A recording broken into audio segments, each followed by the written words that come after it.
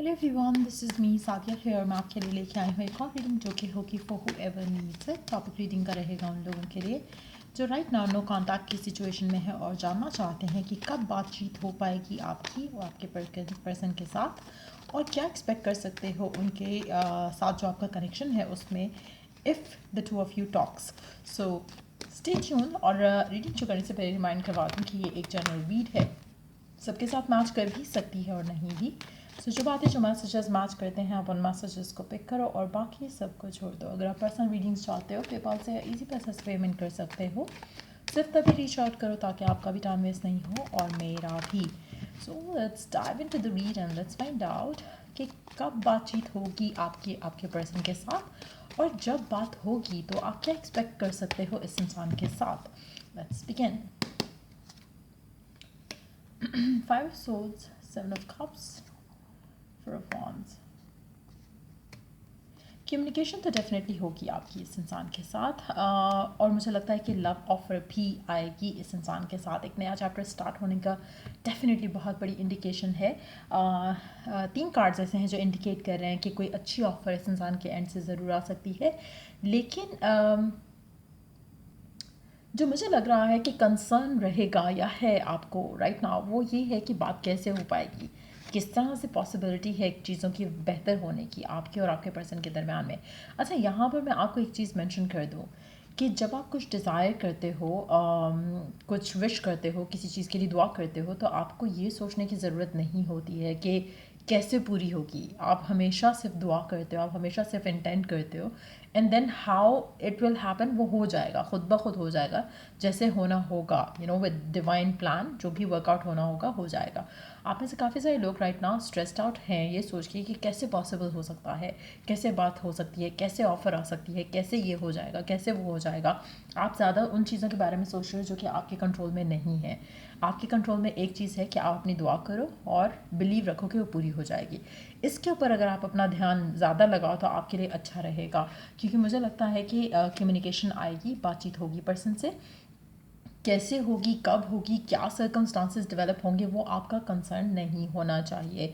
All you have to believe is कि yes ये person आपके पास वापस आएगा, कम्युनिकेट करेगा और ऑफ़र भी लेकर आएगा आपकी तरफ। मुझे लगता है कि जो कम्युनिकेशन होगी वो काफ़ी हद तक क्लैरिटी के साथ होगी, बहुत ही ज़्यादा एक ओपन बुक के जैसा सिचुएशन रहेगा जहाँ पे सारा कुछ डिस्कस होगा, सारा कुछ के बारे में बातचीत होगी, पास में क्या हुआ क्या नहीं हुआ, एक क्लियर एक पास को एंड करके एक नया चैप्टर स्टार्ट किया जाएगा। यहाँ पे मुझे ऐसा दिख रहा है कि कम्युनिकेशन भी आएगी, चीज़ें बेहतर भी होंगी, नया चैप्टर स्टार्ट होगा, ऑफ़र भी आएगी। अच्छा, यहाँ पर एक चीज़ लेकिन मुझे जो देखने को मिल रही है, जब ये ऑफ़र आती है, एक second let me take one more card. Okay, जहाँ जहाँ जब आपको ये ऑफ़र आ रही है मुझे लगता है कि काफ़ी अनएक्सपेक्टेड रहेगी आपके लिए टू रिसीव दिस ऑफ़र। हो सकता है कि रीज़न ये रहे कि आप आपको लग रहा होगा कि कनेक्शन का रिवाइव होने का तो कोई चांस नहीं है, कुछ इस तरह की सिचुएशन डेवलप हो चुकी होगी तब तक। सो अगर करंटली आपको लगता है स्टिल आपको कि कनेक्शन वर्क कर सकता है और शायद आपको इनिशिएटिव ले रहे हो पर्सन के लिए, मुझे लगता है कि आपको नहीं लेना चाहिए, क्योंकि जब आप लीस्ट एक्सपेक्ट करोगे कम्युनिकेशन के आने का तब ये कम्युनिकेशन आती दिख रही है, तब ये बातचीत होती मुझे दिख रही है। अगर आप ट्राई करोगे कि राइट नाउ कि आप पर्सन से बात कर सको या चीज़ों को वर्कआउट कर सको, मुझे लगता है कि वो वर्कआउट नहीं होंगी इस तरह से। So as the way things are, जहाँ पे कम्युनिकेशन नहीं है, मुझे लगता है कि आपको सरेंडर करने की ज़रूरत है अपनी लव लाइफ को लेकर। जितना ज़्यादा कोशिश करोगे कि चीज़ें वर्कआउट हो जाए, पर्सन से बात करने की कोशिश करोगे, इनिशिएट करने की कोशिश करोगे, मुझे लगता है कि उतना चीज़ें ख़राब हो सकती हैं आपके और आपके पर्सन के दरमियान में, चीज़ें सुलझेंगी नहीं। मुझे लगता है कि ज़्यादातर आप में से वो लोग होंगे जो कि उनके लिए कम्युनिकेशन बहुत जल्दी आ सकेगी, जो लोग अपने ऊपर ध्यान दे रहे हैं, अपने ऊपर फोकस कर रहे हैं, अपने बाकी एरियाज ऑफ योर लाइफ के ऊपर फोकस कर रहे हैं, not on this area of your life जहाँ पर ये स्पेसिफिक समवन आपसे बातचीत नहीं कर रहा। Let's see more cards here.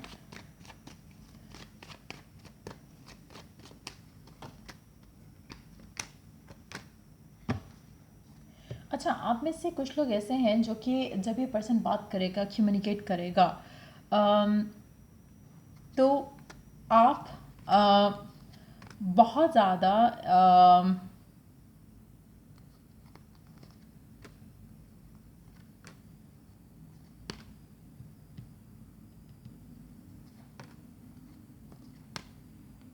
मुझे लगता है कि आप में से मेजॉरिटी लोग ऐसे होंगे जो कि कम्युनिकेशन का वेट तो कर रहे हैं, but at the same time मुझे लगता है कि जब ये पर्सन कम्युनिकेट करेगा तो आप लोग जब ओपन बातचीत करोगे इस इंसान को लेकर, इस कनेक्शन को लेकर, तो मुझे लगता है कि उसमें कहीं ना कहीं पर्सन जो ऑफ़र कर रहा है आप उससे सेटिस्फाइड नहीं होगे, आप उससे खुश नहीं होगे।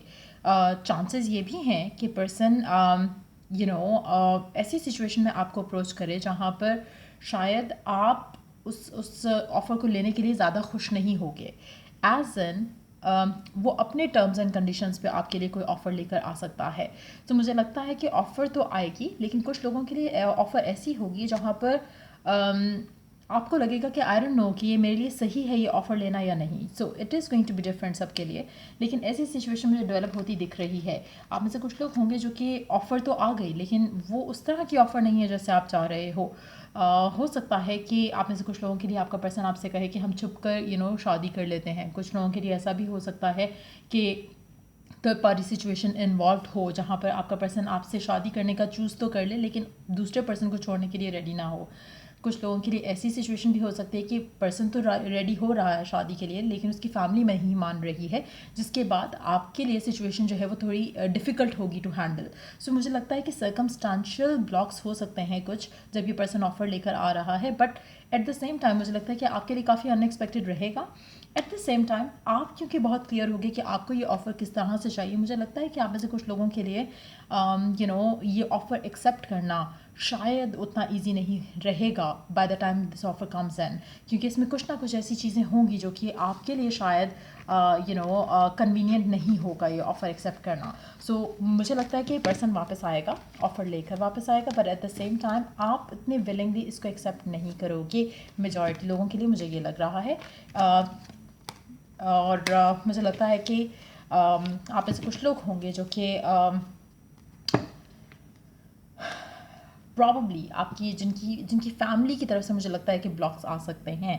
आप इंडिसाइसिव हो जाओगे, सोचोगे कि क्या करना आपके लिए सही है, लेकिन मुझे लगता है कि शायद जो ऑफ़र आएगा इस इंसान की तरफ से हो सकता है कि इट्स गोना बी लेट, जो कि शायद जिसकी वजह से आपकी एंड से चीज़ें बदल चुकी होंगी by that time. Let's see कि क्या ऑफ़र करेगा पर्सन, फर्दर देखते हैं कार्ड्स इसके बारे में। क्या ऑफ़र लेकर आएगा आपका पर्सन आपके पास?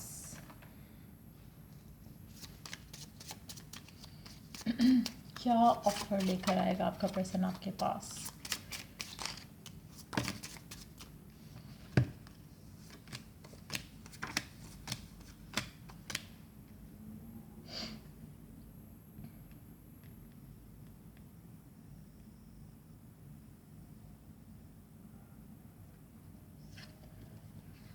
पहली चीज़ मुझे लगता है कि आपका पर्सन आपसे वॉक अवे किया होगा या आप उससे वॉक अवे किए होंगे जब आपकी बातचीत ख़त्म हुई है इस इंसान के साथ, नोइंग दैट कि वो आपको चूज़ नहीं कर रहा था। चाहे वो थर्ड पार्टी की वजह से कर रहा था, चाहे वो फैमिली की वजह से कर रहा था, लेकिन अब वो आपको चूज़ करेगा अपनी फैमिली के ऊपर, अपने थर्ड पर्सन के ऊपर, वो आपको चूज़ करेगा। सेकेंड चीज़ जो मुझे दिख रही है यहाँ पर वो ये है कि पहले ये कनेक्शन को लेकर इसके अपने जो ब्लॉक्स थे उनको हावी होने दे रहा था अपने डिसीजंस के ऊपर, अब वो चीज़ नहीं होगी यहाँ पर। पहले शायद इसके दिल में जो आपके लिए फीलिंग्स थी वो बहुत स्ट्रॉन्ग थी, but at the same time वो एक्शन नहीं ले पा रहा था उन सिचुएशंस को लेकर। अब मुझे लगता है कि जब आपकी इस इंसान से बात होगी तो चीज़ें दोनों के एंड से शायद इतनी सॉलिड, इतनी स्ट्रॉन्ग नहीं होंगी। कुछ लोगों के लिए मुझे लगता है कि आपके एंड से शायद वो प्यार नहीं होगा अब जब ये पर्सन आपको अप्रोच कर रहा है। कुछ लोगों के लिए आपके पर्सन के एंड से शायद वो प्यार उस तरह की उसकी जो एक होता है ना कि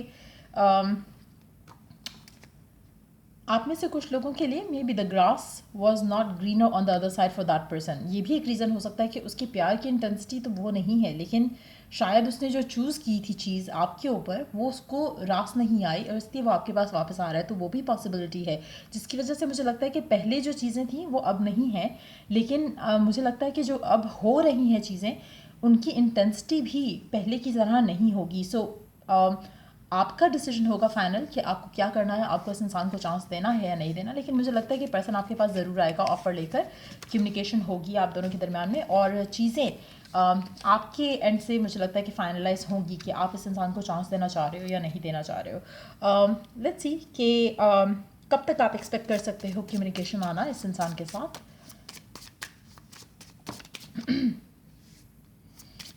एक मंथ का टाइम हो सकता है कुछ लोगों के लिए।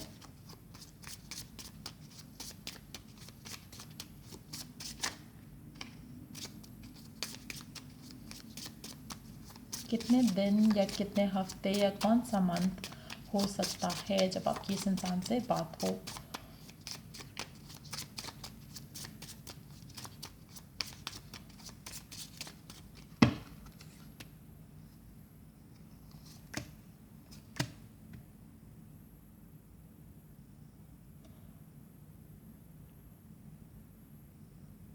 अगस्त का महीना चांसेस बहुत स्ट्रांग हैं, अगस्त के महीने में, सितंबर के महीने में। उसके अलावा 3 हफ्ते,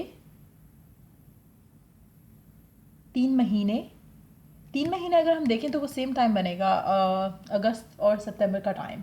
सो मुझे लगता है कि कुछ लोगों के लिए 1 महीने में हो सकता है कि कम्युनिकेशन स्टार्ट हो जाए, पर्सन से बातचीत शुरू हो जाए। लेकिन 3 से 4 महीने का टाइम मुझे लगता है कि लगेगा इस पूरे सिनारियो को डेवलप होते हुए, जब आप अपनी चीज़ों को, अपनी लव लाइफ को इस इंसान के साथ आगे बढ़ते देख सकोगे।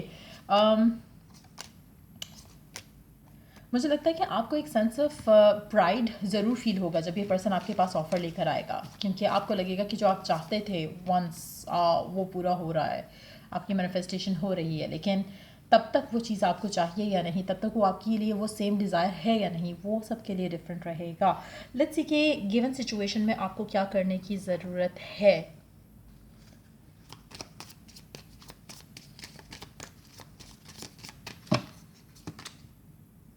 Move forward, experience the grace of who you truly are. आपको फ़िलहाल अपनी ज़िंदगी में आगे बढ़ते चले जाना चाहिए। आपको किसी भी तरह से अपने आप को होल्ड बैक नहीं करना चाहिए। जब होना होगा, जो होना होगा हो जाएगा। आपको मीनवाइल अपने आप को पॉजिटिव रखते हुए अपनी ज़िंदगी में आगे बढ़ना चाहिए। Make a change, welcome change into your life. अपनी ज़िंदगी में पॉजिटिव चेंजेस लेकर आओ, जिस तरह से भी आप ला सकते हो, जो भी आप कर सकते हो चीज़ें जिससे आपकी ज़िंदगी में पॉजिटिव चेंज आए, पॉजिटिव इम्पैक्ट आए अपनी वेलबींग के लिए। Do something for that. So ये थी रीडिंग आप लोगों की। अगर आपको हेल्प किया हो, गाइड किया हो, तो लाइक शेयर सब्सक्राइब जरूर करो। Till I do the next reading for you guys, take care, bye.